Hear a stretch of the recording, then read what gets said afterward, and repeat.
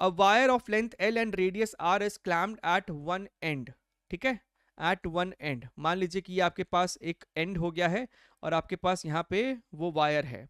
क्या बोलता है, वायर का लेंथ एल है, इसका रेडियस आर है। If it's other and is pulled bye a force capital F, आपने इसको कैपिटल एफ फोर्स से पुल किया है, it's in length increases by L. तो यहाँ पे चेंज इन लेंथ कितना बोल रहा है सवाल में, एल के बराबर ही कह रहा है। तो अगर हम ध्यान से देखिए तो sir force upon area is equal to Young's modulus multiplied by change in length upon original length.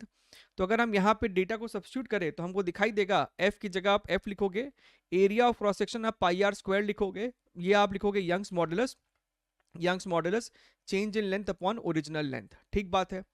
if the radius of the wire and the applied force both are reduced to half, तो भैया force अब कितना हो गया है, force भी आपने आधा कर दिया है, फोर्स भी आपने आधा कर दिया और आपने रेडियस को भी आधा किया है, radius of the wire and applied force both और हाफ। अगर आर को भी आधा किया है तो ये हो जाएगा pi R square by 4 is equal to Young's modulus, तो जैसा का तैसा ही रहेगा।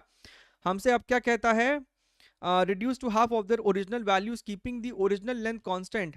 अब increase in length कितना हो जाएगा, right? The increase in length will become 3 times 4 times, कितना हो जाएगा। तो मान लेते हैं कि अब आपको जो चेंज इन लेंथ है वो डेल्टा एल है और आपका ओरिजिनल लेंथ आज भी कैपिटल एल ही है।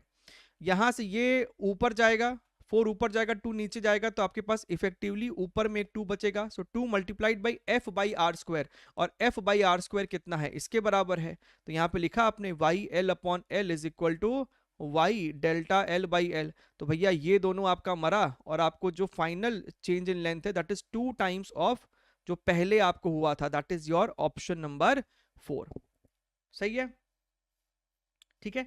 आप इसे प्रोपोर्शनलिटी मेथड से भी कर सकते थे, हमने यहाँ पे 2 इक्वेशन बना के सॉल्व किया है और कुछ नहीं, सेम है, राइट।